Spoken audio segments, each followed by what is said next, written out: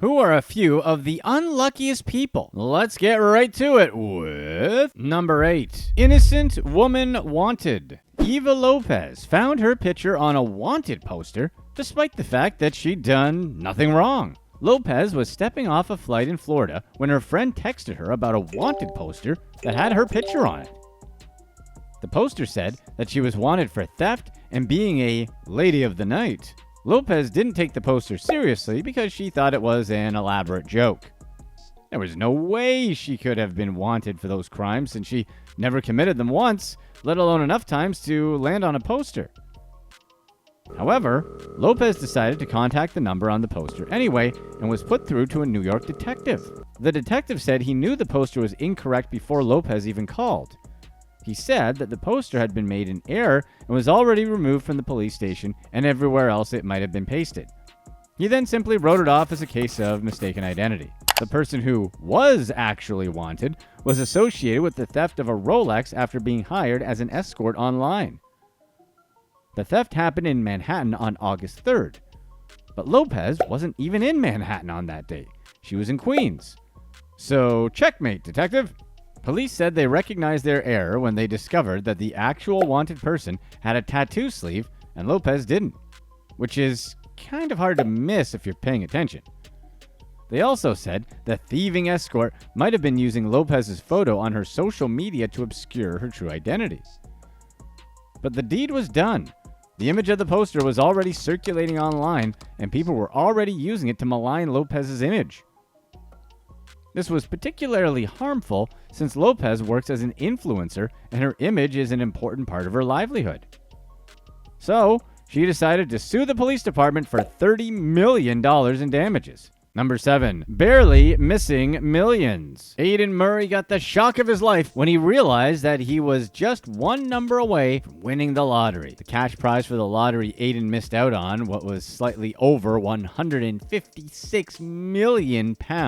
But instead of winning the grand prize, he had to go home with a sorry prize of £666. Before the lottery numbers were announced, Aidan bought 2 tickets online and 2 from a shop. When the numbers were announced, he quickly checked his mobile app and found out that those tickets were not winners, just like us. When he checked his physical ticket, he discovered that he'd been just 1 digit away from being a millionaire. We're usually about 6. His ticket had the numbers 5, 9, 25, 29, with special numbers 6 and 7. The winning numbers, on the other hand, were 5, 9, 25, 30, and the same special numbers. If his numbers had totally tallied, he would have become a millionaire overnight. But he was just not in luck. Aidan was so shocked by this turn of events that he made a tweet about it and got over 30,000 likes. People just couldn't believe that one man would be that unlucky. So what did Aidan do with his 666 pounds? He summoned the Antichrist. Okay, just kidding, but we noticed the number 2. Instead, Aidan did what anyone would do in his circumstances. He bought Chinese takeout for his family and spent the rest of the money on saving for a home.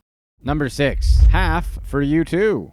Richard Zelasco was the luckiest man in the world when he won $80 million in a lottery jackpot. But his luck didn't last for too long. Richard was married to Mary Beth, and they shared 3 children. At around the same time he won the lottery, he was dealing with a messy divorce. In fact, the couple had been separated for 2 years. When Richard got his winnings, the arbitrator of the divorce argued that since Richard's divorce wasn't final yet, the winnings were part of the divorce estate. The winnings were reduced to just $38 million after taxes and deductions. The arbitrator argued that half of the winnings should go to his wife, who had played no part in purchasing the ticket. The court agreed and ordered Richard to make the payment to his ex-wife. They finalized their divorce shortly afterward. It's hard to be mad about $19 million, but still, they were separated for 2 years. In the end, you have to wonder though, who was the a-hole? Number 5. Stolen dreams. Jose Rivera claims that a lottery ticket worth $2 billion was stolen from him after he bought it. According to Rivera, he bought the winning lottery ticket a day before the draw was done. And that same day, someone stole the ticket from him. Us too, Jose. Rivera says that the thief was some guy named Reggie. So what did Rivera do after discovering that the ticket was a winner? He claims that after his discovery, he approached Reggie and asked him to return his ticket. But in typical Reggie fashion, he said he would only give it back if the winnings were split 50-50. which doesn't make any sense if he actually had the ticket. So Rivera refused this arrangement and went to the police to get justice. 3 months after the winning numbers were drawn, a winner was announced, and his name was Edwin Castro, not Reggie some guy. So Rivera saw this win as fraudulent and decided to file a lawsuit against the Lottery Commission and Castro and Reggie. In his lawsuit, he treats Reggie and Castro as two different people. He also doesn't give any explanation as to how they might have met or how Reggie might have given the ticket to Castro. It does sound like typical Reggie though, doesn't it? Like you hear Reggie did it and you're like, yep. The Lottery Commission, who probably deals with this sort of thing on a weekly basis, says that they did all they could do to authenticate the ticket and were satisfied that Castro was the winner. They also say that any criminal activity accusation would have to be investigated by the police and validated by the courts. So, for now, Castro remains the winner of the $2 billion windfall. Our dear Jose Rivera is still litigating his way through the courts to see if he would be declared the winner. It kind of sounds to us like Reggie was having a little fun and Rivera is a bit gullible. But if Jose gets anything, with how flimsy his story is, we're gonna make a few phone calls. Do you know how many winning lotto tickets Reggie stole from us? Like probably 1 million. Number 4, undercover grandma. A 90-year-old woman lost over $30 million to a phone scam after believing an elaborate lie. The woman lives in one of the wealthiest regions of Hong Kong and fell victim to a phone scam that targets the wealthy elderly in the area. The scam started when the grandmother was called by someone claiming to be from the Chinese government. The officials claimed that her identity had been used to commit dreadful crimes on the Chinese mainland. They explained that she needed to transfer all her money from her current bank accounts to ones held by them for safekeeping. And we get it, but that sounds shady as hell, doesn't it? The grandmother was convinced and listened to their advice. Over the next 5 months, she transferred over $30 million to the scammers. The person who picked up the transfers was a 19-year-old kid who always showed up at the woman's residence armed with a direct line to the frauds. This allowed him to facilitate the transfers and continue taking money from the woman. But this scam, like most others, couldn't last forever. The grandmother's maid noticed something suspicious was happening, so she called the woman's children. They were the ones who finally put an end to the scam and involved the police. The police were then able to find and arrest the kid. While the last bit might have been unlucky to have lost that much money to scammers, at least the thieves were actually caught. What an awesome maid though, right? Usually they're the ones stealing from the rich old ladies, aren't they?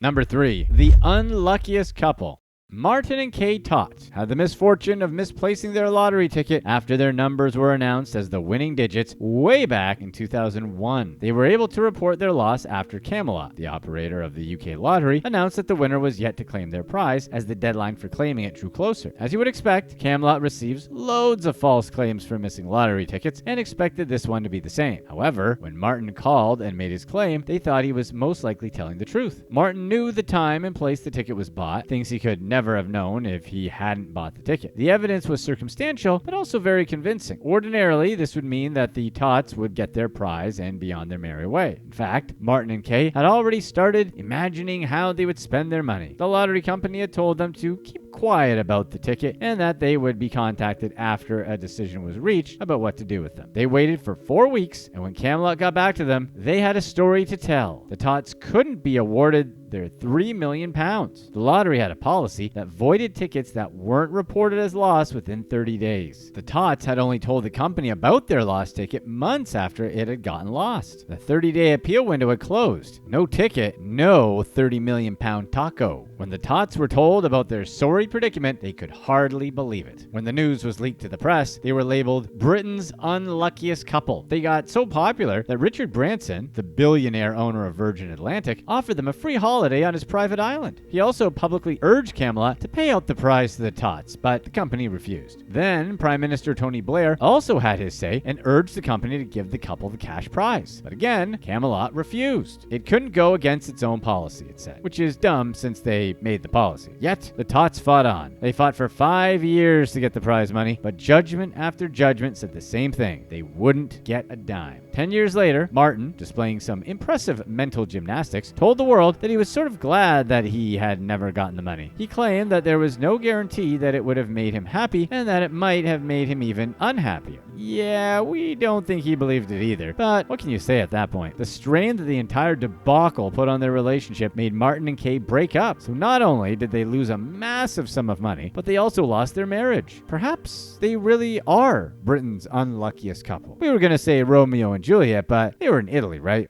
Number 2. The wrong lottery.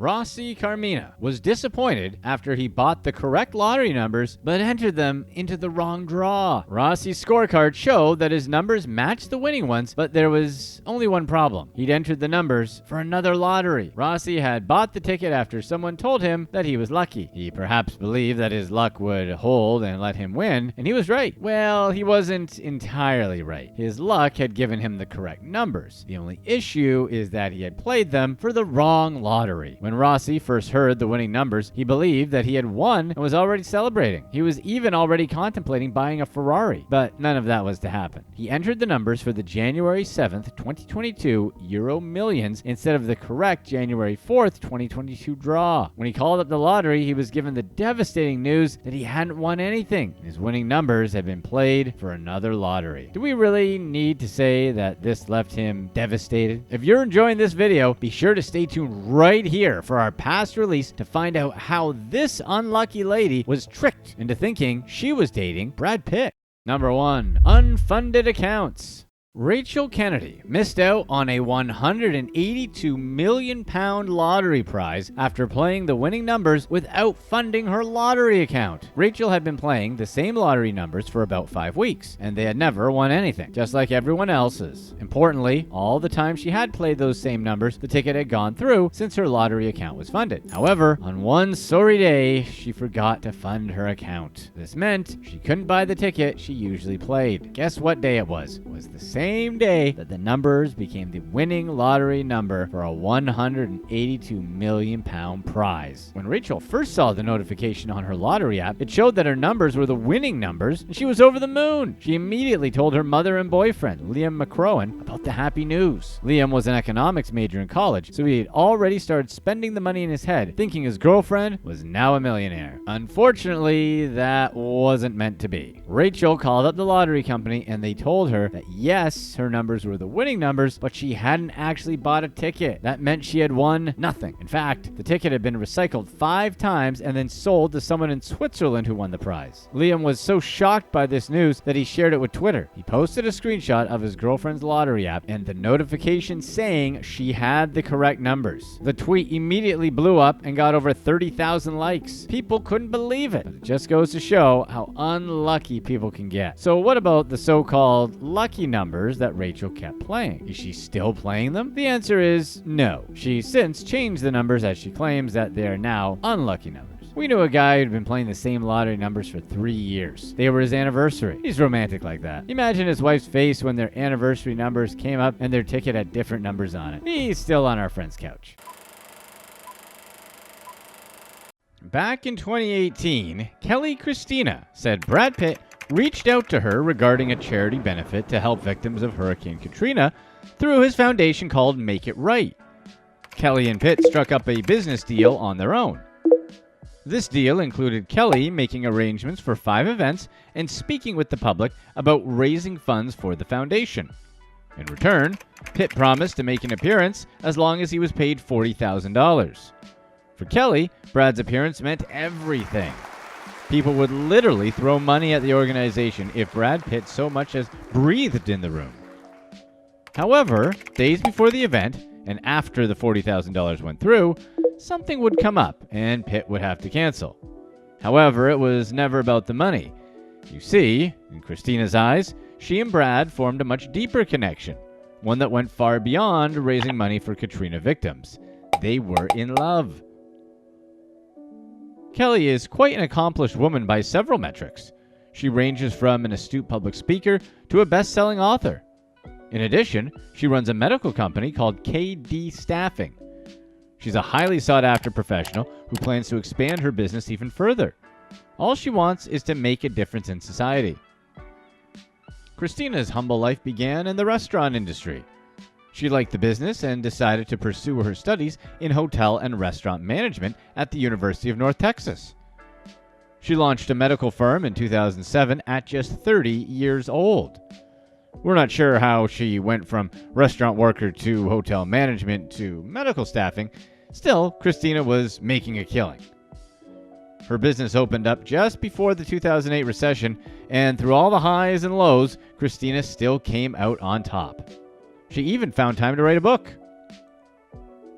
Kelly was inspired to write her own novel titled Riding the Executive Roller Coaster: Medical Staffing Cases. The book follows fictional characters who experience real-life events, some of which she experienced herself. A character in Kelly's novel named Catherine Lane is loosely based on herself. The story follows Catherine's life for nearly 8 years, though there's some confusion about whether her book is a memoir, novel, or soap opera. Christina still experienced a few rough patches in her life for all her success, including homelessness. However, those patches are what ultimately inspired her to write the book. The roughest patch came when she was about to marry a world-famous Oscar-winning actor named Brad Pitt. Or so she thought. But it was all smoke and mirrors. Christina was never actually talking to Brad Pitt. Instead, she was talking to, and sending money to, a con artist somewhere in the world. This mysterious scammer made off with the $40,000 and Christina's bleeding heart after bailing on all 5 appearances. That was the last straw, and Christina never sent another penny. Instead, she sent the real Brad Pitt a $100,000 lawsuit. Brad and his ex-wife Angelina had briefly lived in the French Quarters when Make It Right was founded back in 2007. They had aimed to create sustainable housing for those who lost their homes during Hurricane Katrina. The goal was to build green homes with environmentally friendly materials, but those very same materials are what would eventually come back and haunt them. In 2009, news outlets called the project Brad's gift to the citizens of New Orleans, but shortly after, most of the houses were cited for building code violations. Make It Right stopped paying the landscapers to take care of the properties, and Mother Nature had its way. In 2018, New Orleans residents filed several lawsuits against the Make It Right Foundation. Those residents claimed that the foundation had used questionable materials, leading to plumbing, electrical, and structural issues. Basically, the houses were one giant big problem. As of 2022, only 6 out of the 109 homes were determined to still be in reasonably good shape. The remaining homes were abandoned after mold and other issues proved to be too much for the residents. Make It Right officially came under fire in 2014 once 24 of the green homes had begun rotting away. The foundation quickly went on the offensive, saying they used a special kind of wood called timbersill, which was supposed to be toxic-free. So what is this timbersill, and what was so magical about it that Brad Pitt just had to use it on all these homes? Timbersill is a glass-infused wood product that's supposed to last for 40 years. They advertise the material as an effective barrier to lumber rot and decay without using toxic ingredients. A spokesperson for the foundation said they didn't want to use deck lumber with harmful chemicals. It didn't take long for the wood to start rotting and changing color. What was found to be a problem in 2010 didn't make headlines until 2013. However, Timbersill claimed that they weren't at fault. They pointed out that their product just wasn't meant for the moist New Orleans climates. They placed the blame on the builders, as they should have known that before they built 109 new green homes. Within 3 years, rot affected 30 different houses, and Make It Right looked like they had made it wrong. But as early as 2010, the builders noticed mold forming in the timbersill. It cost over $12,000 per home to remove the faulty wood and replace it. The Make It Right Foundation was ready to take legal action and sued the timbersill manufacturer for $500,000. Brad Pitt put out a statement saying the foundation was prepared to rebuild the homes ASAP. Joel Embry, the vice president for Timbersill, expressed his sincerest apologies for the problems the foundation had with their product. Make It Right spent nearly $360,000 on materials and wanted $500,000 for damages and repairs they'd have to complete. They eventually settled the lawsuit 2 years later, but the exact dollar amount remains unknown. As lawsuits mounted, Make It Right abandoned the entire project. They stopped paying for landscaping, and they eventually stopped paying property taxes. As of 2022, one Make It Right subsidiary owes the city of New Orleans $15,000 in delinquent taxes. David DeJay is an architect of Ghanaian and British descent. He's widely known for designing structures worldwide, the most popular being the Museum of African American History, located in Washington, D.C. There was a small building designed by Jay in the ward where the other New Orleans homes were being rebuilt. The foundation had deemed the house unstable, and it was soon knocked down. The city posted a warning sign on the house that said it was in danger of collapsing. Before it was a structural mess, the Ajayi house sold for $130,000 to Kamaria Allen in 2011. However, 2 years later, it was a vacant building on the verge of collapse. In a 2018 interview, she talked about how she discovered fungus growing in her bedroom and kitchen. She found all of this within her first year living there. It wasn't until 2012 when she was finally finally able to sell the home back to make it right, and her old house has remained abandoned ever since. In 2020, it finally came down. Pictures of the home resurfaced showing broken beams along with missing panels. With each home costing $150,000 to build, the entire project cost $26.8 million. In Kelly's efforts to make it right, she filed a lawsuit against Pitt for $100,000, stating he was romantic with her and was able to get her to pay $40,000 to appear at charity events. Pitt's lawyer actually came to her defense, saying she was the victim of a scammer, something that she clearly couldn't see was happening. Still, Pitt's legal team made sure the court knew Brad had nothing to do with Christina. They'd never met, they'd never spoken, they'd never so much as sent an Instagram message. While they felt bad that Christina fell victim to a scammer, they weren't about to let her take Pitt down with her. Christina, at first, was incredulous that it wasn't the real Brad Pitt who would have taken money from her for appearance and not have shown up, and also pretended to want to date her. But she eventually, somehow, realized that the real Brad Pitt had no real incentive to try and scam $40,000 out of her when he's worth hundreds of millions of dollars. She admitted to being scammed by a fake Brad Pitt. But here's the twist. She decided to continue with her case anyways because she felt that he still should have some blame. According to her, the tens of thousands she paid for Pitt's non-appearances were still deposited into different bank accounts of various staff members of Make It Right. Of course, anyone with half a brain can see that money went to the scammer,